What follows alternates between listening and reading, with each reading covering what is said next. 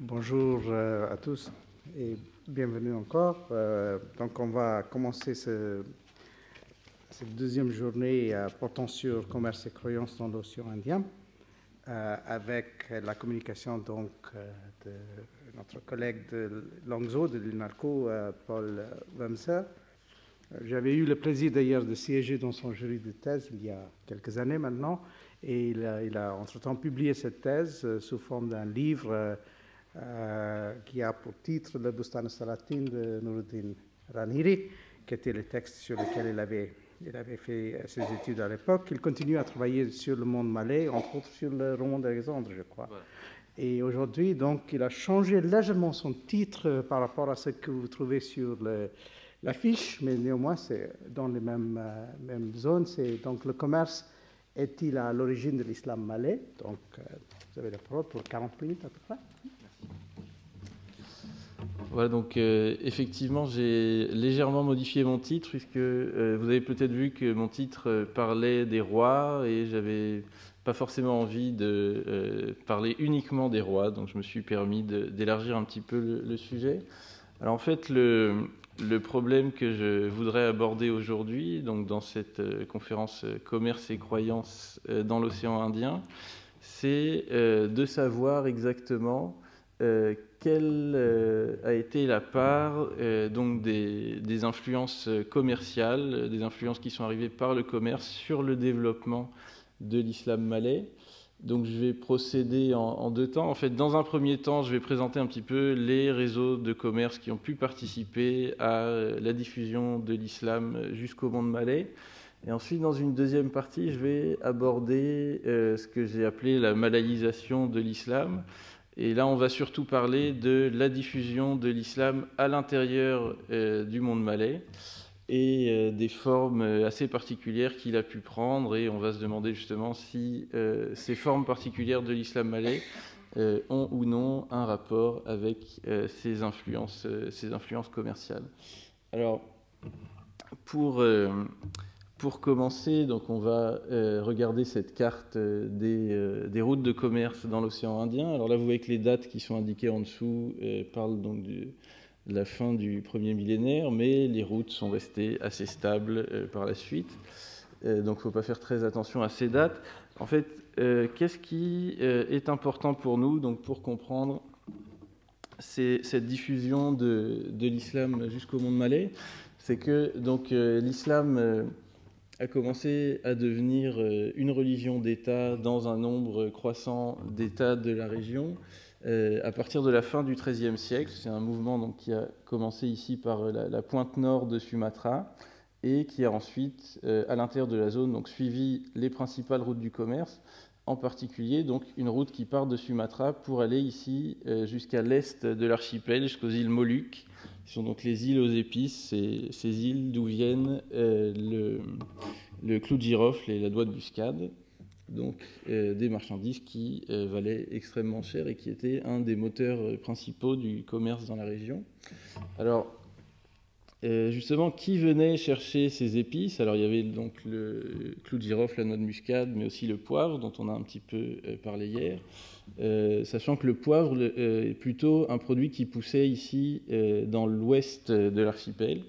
Donc, qui venait chercher ces produits? Donc, en fait, c'est des gens qu'on retrouve sur tous les bords de l'océan Indien. Alors, un marché important, c'était le marché de la mer Rouge. En fait, ces épices donc, arrivaient au Yémen, puis ensuite en Égypte, et une partie de ces épices ensuite continuait le trajet depuis l'Égypte vers la Méditerranée et l'Europe. Il y avait également donc, un débouché ici dans le golfe Persique. Donc évidemment, c'est beaucoup moins loin, un commerce très important avec l'Inde, qui était surtout un commerce donc, d'échange d'épices contre les textiles indiens. Donc j'en reparlerai un peu tout à l'heure, mais donc il y a 3 régions principales qui ont été en contact commercial très important avec le monde malais. Il y a le Gujarat, ici, donc au nord-ouest de l'Inde, donc très importante région de production de coton et de textiles en coton. Ici, donc, le pays tamoul, donc au sud de l'Inde. Et troisième région de production textile très importante, d'exportation de textile, c'est la région du Bengale, donc, qui correspond aujourd'hui au Bengale occidental en Inde et au Bangladesh indépendant. Donc voilà pour ces régions, on va dire, qui sont situées à l'ouest du monde malais.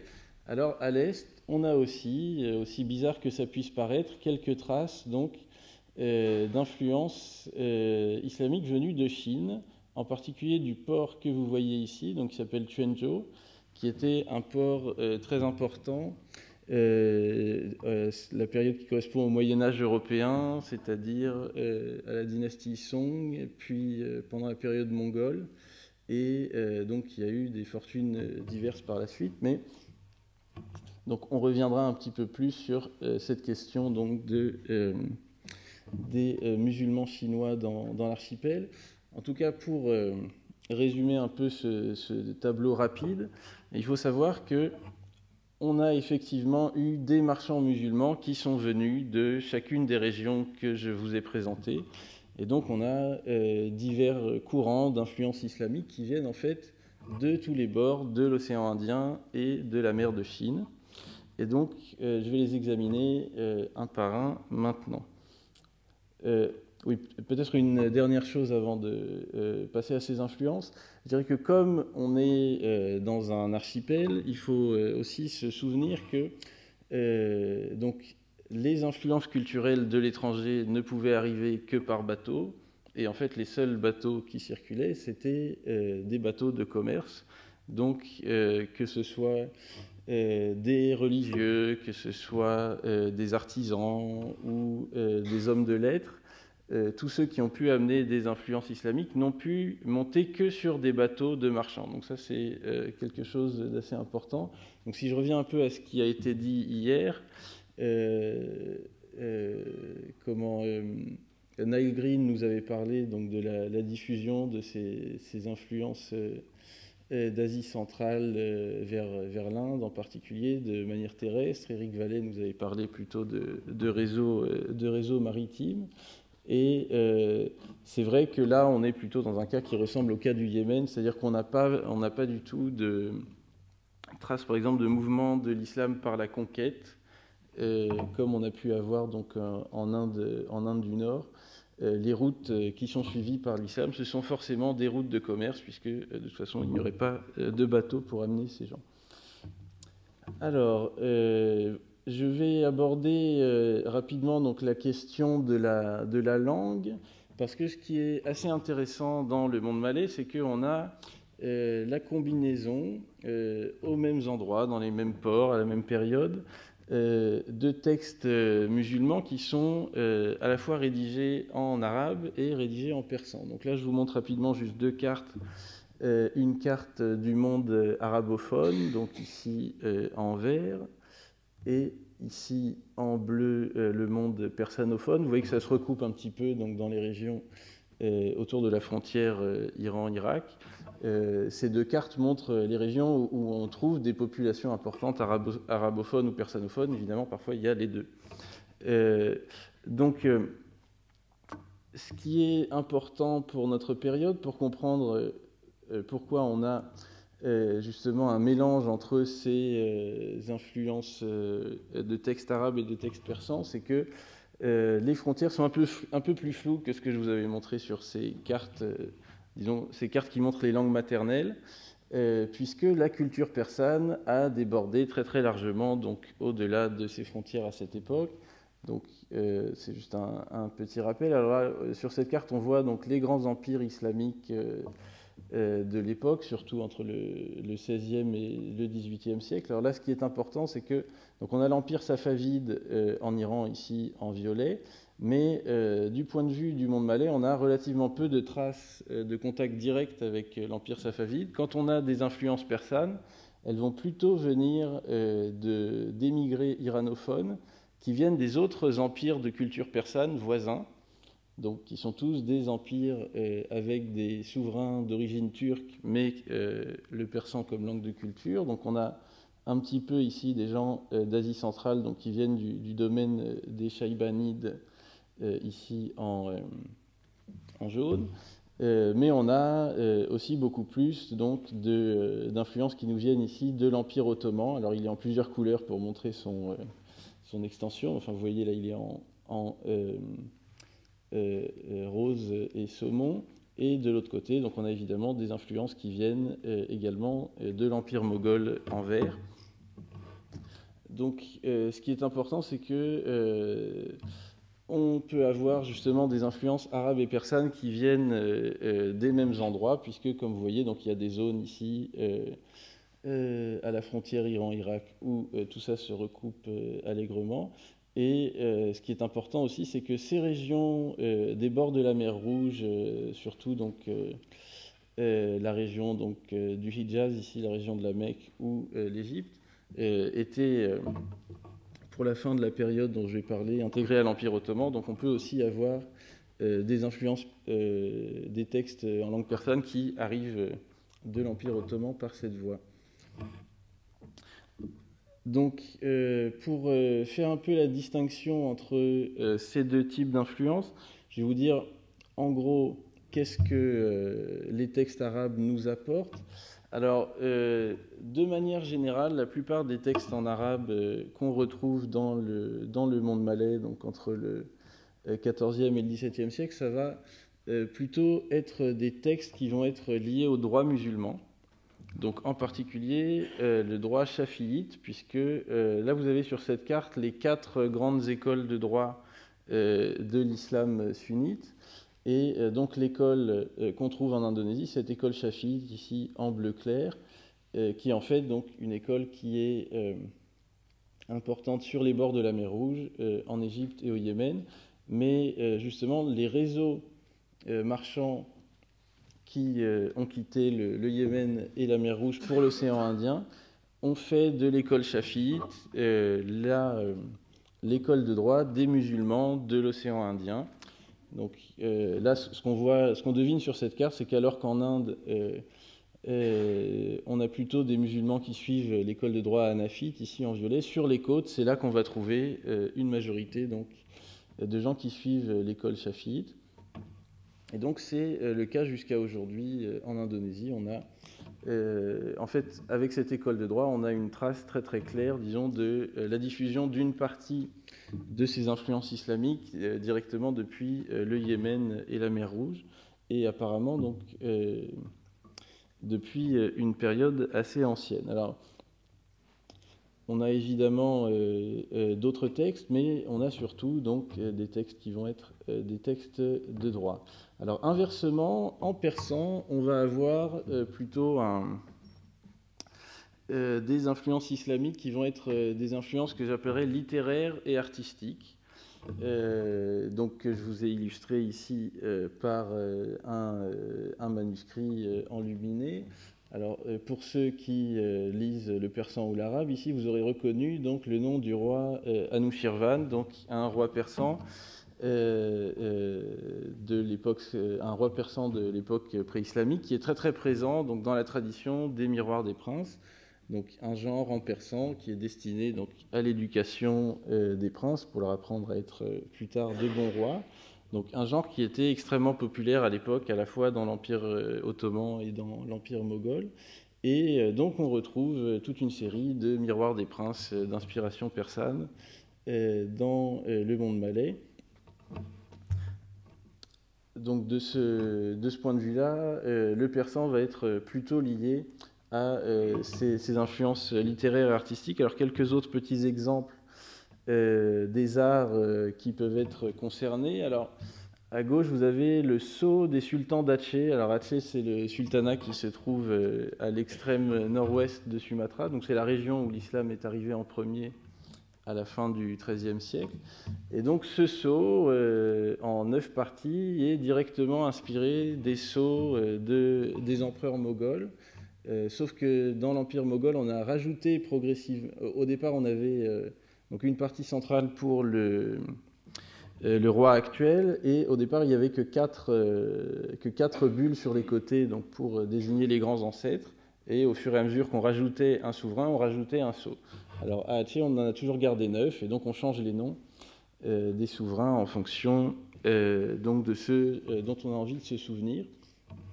Et donc c'est un autre exemple, disons, de ces influences persanes qui vont être surtout donc, dans des domaines donc, littéraires ou artistiques. Alors là, on a un autre exemple intéressant, c'est une lettre donc, qui a été envoyée par le sultan d'Hatché au roi d'Angleterre au début du XVIIe siècle.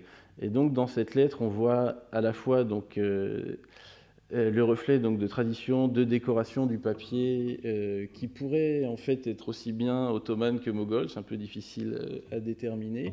Et à l'intérieur, là vous ne voyez pas bien, mais la formulation qui est employée en malais pour s'adresser au roi d'Angleterre, c'est directement tiré de la tradition d'Incha, donc de la langue persane, c'est-à-dire la tradition de ces manuels qui expliquent comment on écrit des lettres, comment un souverain doit s'adresser à un autre souverain. Donc on a un domaine d'influence un peu différent. Alors il y a un domaine dans lequel on trouve des influences des deux côtés, qui sont légèrement différentes, c'est le domaine de la mystique, qui était en fait un des aspects de l'islam qui a été vraiment les plus populaires dans le monde malais. C'était pratiquement donc, le seul domaine dans lequel les Malais voulaient se former, c'était donc la mystique musulmane. Et on trouve à la fois des traces de transmission de textes mystiques en langue arabe et de textes mystiques en langue persane, et donc des traditions qui peuvent être assez différentes, mais qu'on retrouve aux mêmes endroits, aux mêmes périodes. Alors, la tension qu'on peut éventuellement trouver entre les deux à certaines périodes, c'est que dans ces influences de la mystique persane, c'est quelque chose qui va plutôt s'exprimer par la poésie et où justement on ne va pas avoir tellement d'insistance, disons, sur les dangers de la mystique. On va plutôt donc exprimer joliment par la poésie l'extase de l'union mystique, mais sans préciser très très clairement que cette union ne peut pas être complète puisque dans l'islam, Dieu est parfaitement transcendant, alors qu'au contraire, en arabe en général, on va avoir des traités de mystique qui sont des traités en prose, des traités techniques, et qui vont insister beaucoup plus à la fois sur les techniques donc pour arriver à l'union mystique, et qui vont mettre des mises en garde très très nettes sur les dangers que représente la mystique, puisque donc, si on ne comprend pas bien, par exemple, les principes de la loi islamique, les principes de base de l'islam, on risque de tout oublier par la pratique du soufisme. Et donc, on a en gros cette opposition. Alors, ce qui est intéressant, c'est qu'on a des traces d'hybridation dans les deux sens. Entre cette tradition que j'appelle arabe, cette tradition que j'appelle persane. C'est uniquement pour désigner la langue dans laquelle les textes sont écrits, puisque vous avez vu que ces textes persans peuvent venir de régions assez variées.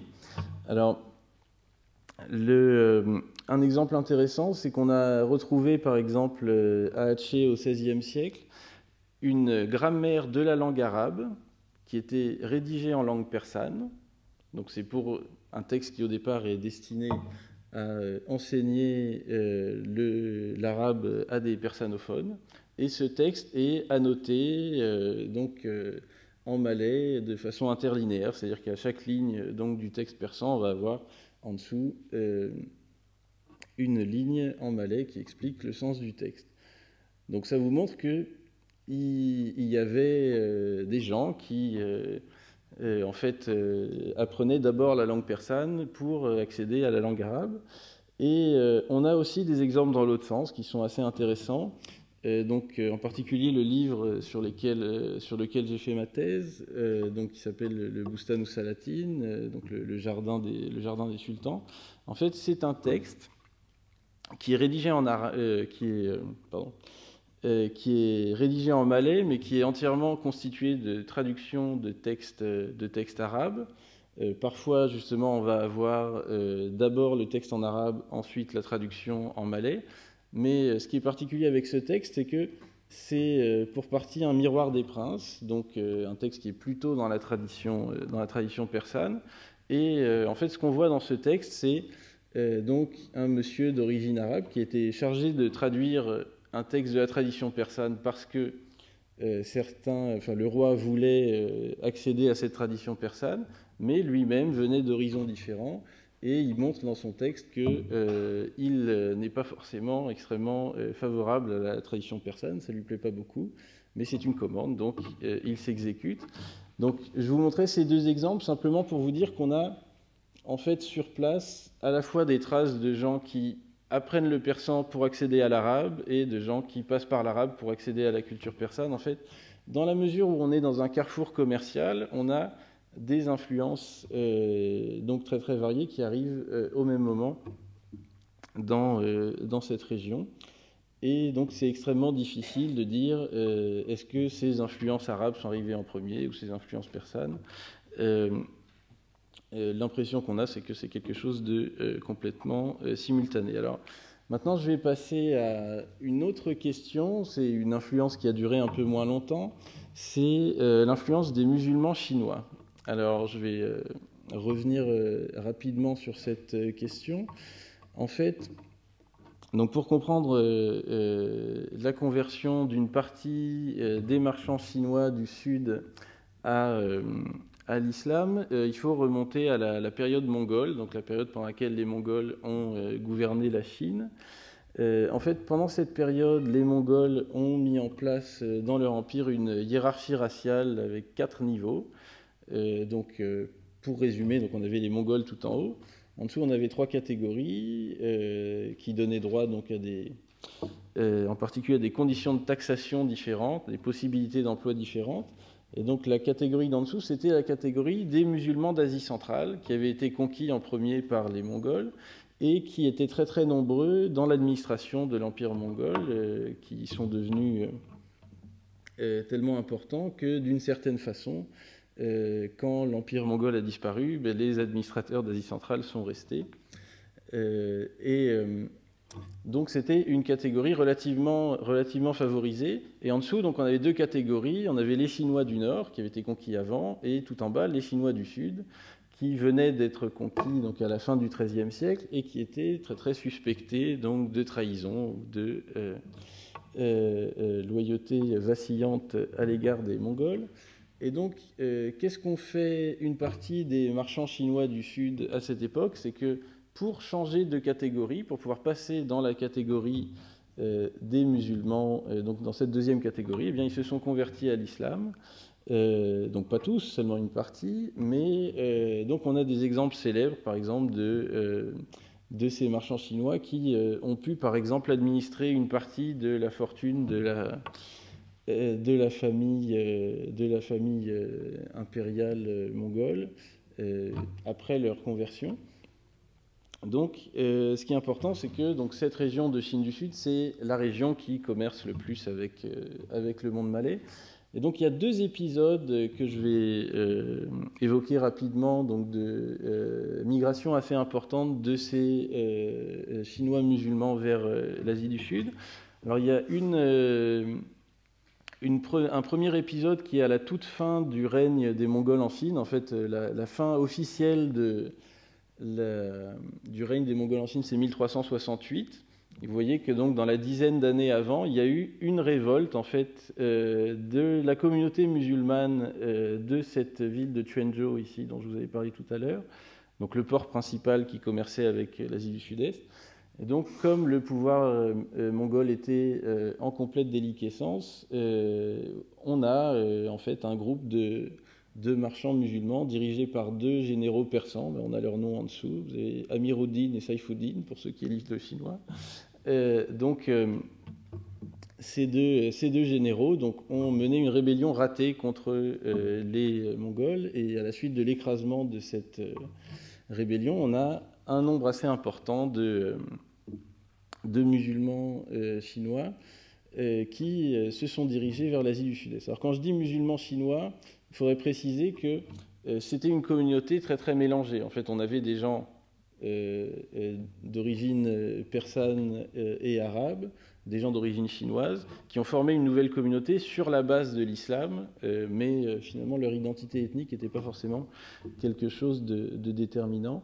Alors, deuxième épisode de migration assez importante vers le monde malais, vers l'Asie du Sud-Est, c'est en fait la période qui fait suite immédiatement au voyage de Zheng He, donc vous voyez le nom ici, qui était un amiral musulman qui a servi la dynastie des Ming, les Ming, donc la dynastie qui a renversé les Mongols. Et donc après ces expéditions, il y a eu donc 7 expéditions au début du XVe siècle qui ont traversé tout l'océan Indien. Après ces expéditions, le commerce extérieur a été subitement interdit aux Chinois.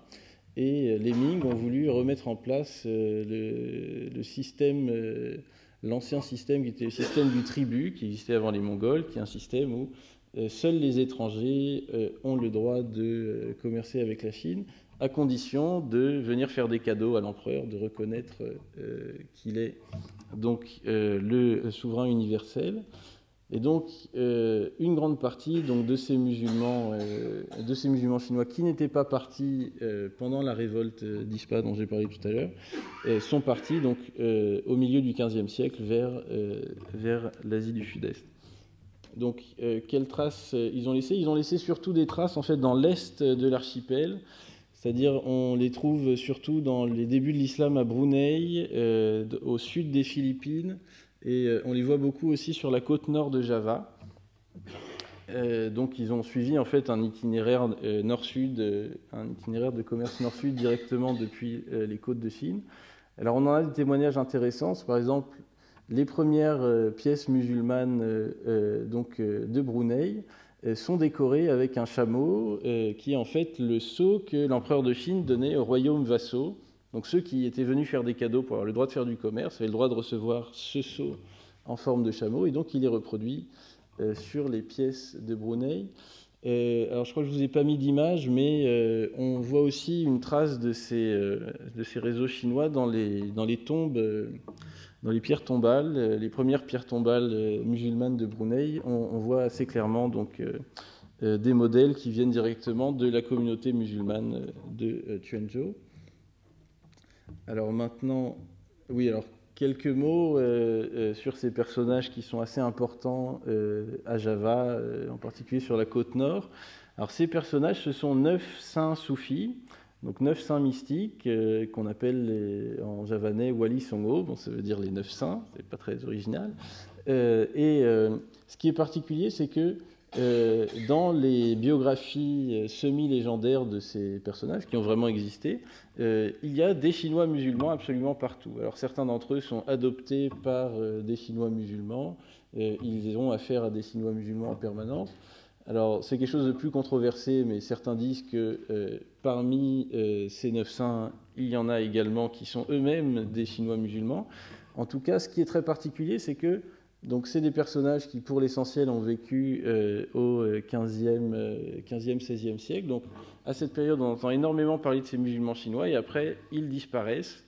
Et pourquoi ils disparaissent? Simplement parce qu'ils se fondent dans la population. En fait, l'islam devient un moyen de participer à la culture locale, et au bout de quelques générations, ces gens qui prennent des femmes locales, on oublie complètement qu'ils peuvent avoir donc, des origines chinoises. Alors, je voulais dire maintenant quelques mots de ces influences indiennes. Donc, je vous ai dit, il y a 3 régions principales de commerce, surtout du commerce des textiles.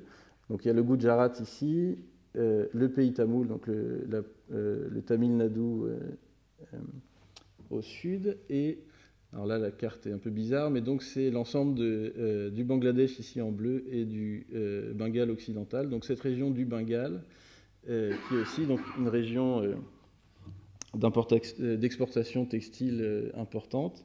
Là, on trouve un peu plus de tissu en soie, mais c'est donc aussi une région d'exportation textile importante. Alors, ce qui est très étonnant, c'est que c'est-à-dire avant l'islamisation du monde malais, on avait déjà des traces assez importantes de présence de communautés marchandes donc d'origine indienne sur place. Il y a par exemple des inscriptions en tamoul qui datent du XIe siècle dans l'ouest de l'archipel.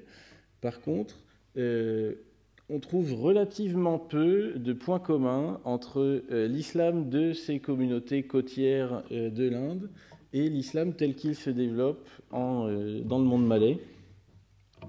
Disons que globalement, ces gens sont présents. Il y a parfois une influence artistique. Alors, une influence artistique et une influence aussi dans l'artisanat. Alors, je vous ai parlé d'un certain nombre d'influences que j'ai appelées persanes, donc qui sont passées aussi par ces côtes de l'Inde, puisqu'elles peuvent venir de l'Empire moghol.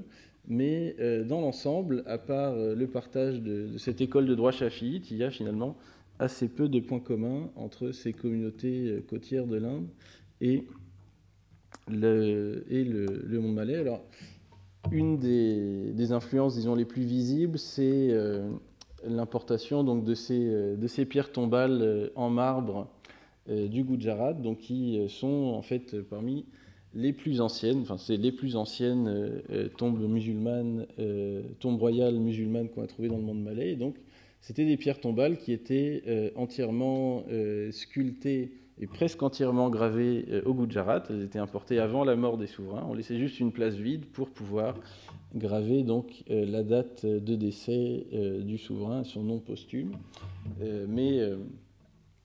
Donc ça fait partie de ces influences qui sont finalement plutôt des influences, je dirais, artistiques et artisanales.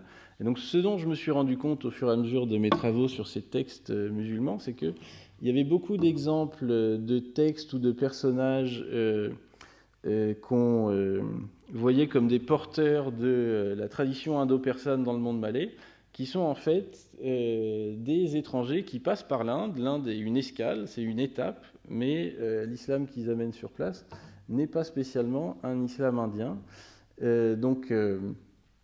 Un exemple assez marquant, c'est donc le personnage sur lequel j'ai fait ma thèse, qui s'appelle Raniri. Son nom, Raniri, en fait, renvoie à la ville de Rander, qu'on appelle Ranir en arabe, qui est la banlieue de Surat, donc, dont on a beaucoup parlé hier. Donc c'est simplement une banlieue de Surat qui est de l'autre côté de la rivière Tapti. Et donc ce personnage est né à Ranir, effectivement, mais c'est un personnage qui vient du Hadramaut, qui vient de l'est du Yémen. Et dans ses textes, il ne transmet vraiment que des influences qui viennent du monde arabe et pas du tout de l'Inde. Alors maintenant, je vais passer à ma deuxième partie qui est finalement, on a vu donc des influences de courants islamiques variés, que ce soit des courants religieux, artistiques, littéraires, qui venaient d'un peu toutes les régions avec lesquelles le monde malais était en contact. Mais est-ce que vraiment ces influences ont eu donc une influence profonde sur la pratique de l'islam dans le monde malais? J'aimerais donc apporter quelques nuances, puisque il y a plusieurs points, disons, des rapports entre commerce et islam qui auraient pu avoir une influence assez directe. Alors je pense à trois choses en particulier qui concernent, disons, certaines interprétations du droit musulman ou de la pratique du commerce dans l'islam. Alors la première chose, c'est qu'on aurait pu avoir, par exemple, une interprétation très stricte de l'interdiction de l'usure, qui aurait pu aller jusqu'à l'interdiction du prêt-intérêt. Ça n'a pas été du tout le cas, donc on trouve des traces très importantes de prêt-intérêt. Bon, on en a parlé pour Banten hier, donc ça n'a pas posé spécialement de problème. Autre chose qui aurait pu se heurter à une interprétation, disons, très stricte de l'islam, c'est la question de l'esclavage pour dette. Alors l'esclavage pour dette, c'était une institution très très importante dans le monde malais avant l'arrivée de l'islam. Et comme dans l'islam, on a ces textes qui disent qu'on ne peut pas réduire en esclavage quelqu'un qui est déjà musulman. Donc là, une fois que la population du monde malais était devenu islamisé, normalement, on n'aurait pas pu donc réduire des gens en esclavage pour dette. Dans les faits, donc tout ça a été ignoré ou contourné, donc ça n'a pas posé de problème particulier, ça n'a pas été considéré comme quelque chose relevant donc d'un interdit. Alors peut-être un peu plus intéressant, puisqu'on peut le lier là avec les textes qui sont produits sur place, il y a dans les miroirs des princes, dans la tradition persane, il y a aussi toute une tradition qui consiste à dire que le commerce est quelque chose qui est mauvais pour les souverains, que le souverain est trop puissant, et donc s'il intervient dans l'économie, il risque de la déstabiliser, risque d'empêcher sa population donc de gagner de l'argent normalement.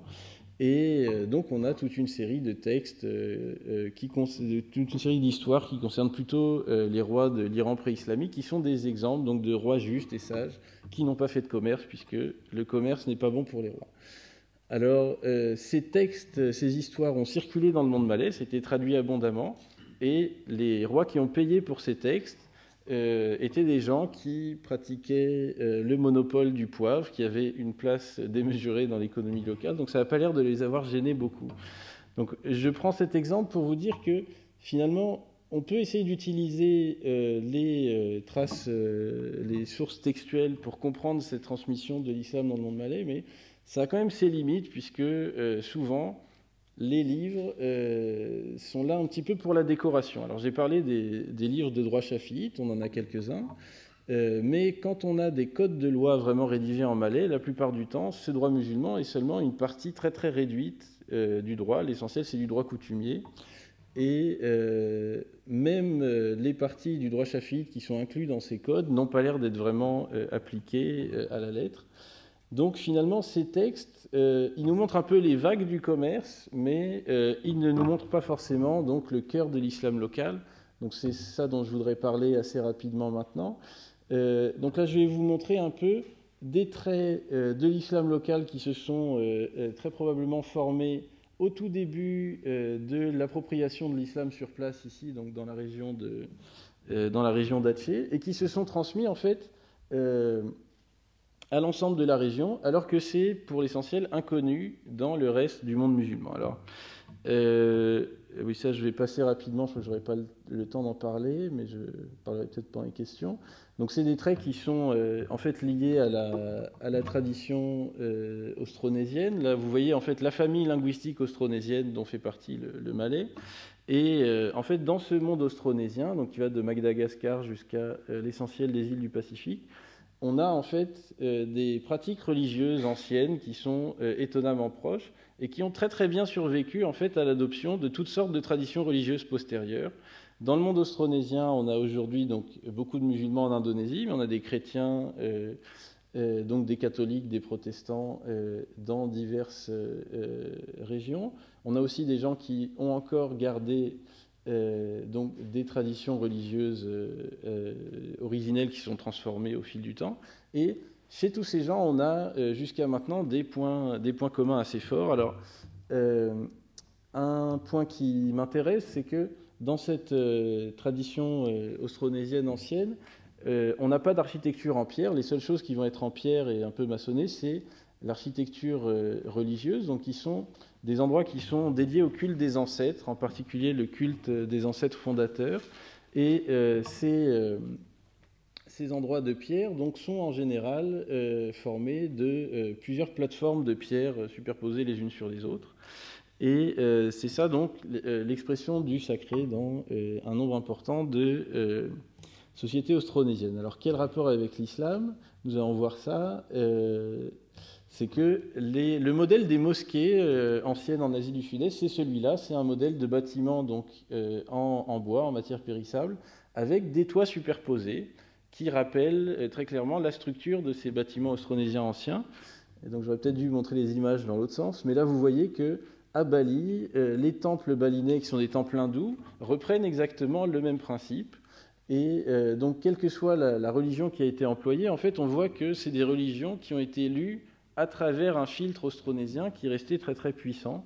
Donc je vais peut-être finir sur cet autre exemple. Alors là c'était pour vous montrer que donc ça c'est une mosquée qui vient d'Aceh, à l'extrême ouest du monde malais. C'est une mosquée donc qui vient du point de départ, mais on trouve ce modèle de mosquée jusqu'au bout ici, à Ternate, donc dans les îles Moluques. On a exactement le même type de mosquée. C'est-à-dire que c'est un modèle de mosquée qui n'est pas connu dans le reste du monde musulman, mais qui s'est diffusé partout. Partout où l'islam est arrivé, c'est cet islam-là qui s'est diffusé.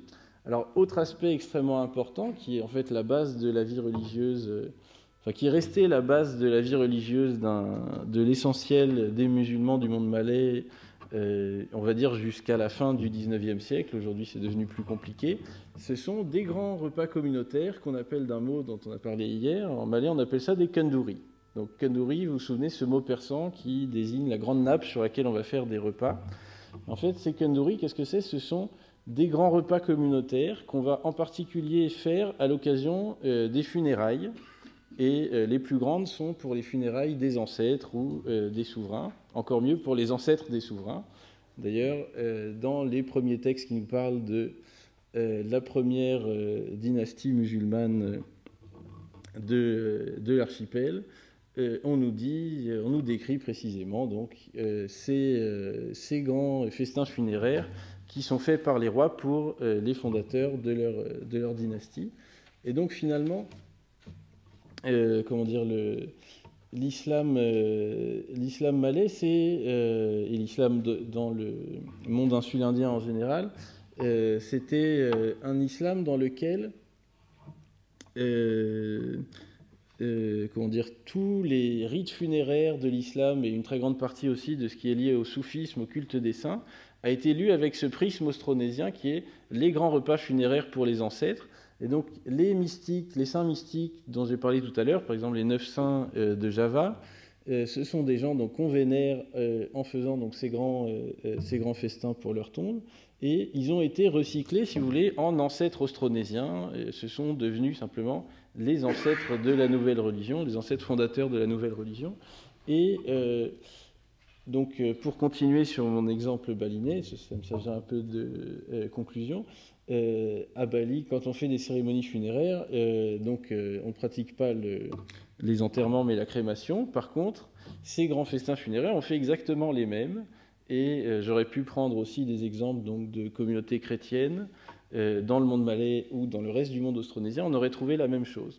Donc, ça a changé un petit peu depuis un siècle avec donc, les attaques du réformisme musulman contre ces pratiques donc, qui sont vues comme des choses ne relevant pas de l'islam, mais c'était vraiment la base donc, de l'islam insulindien.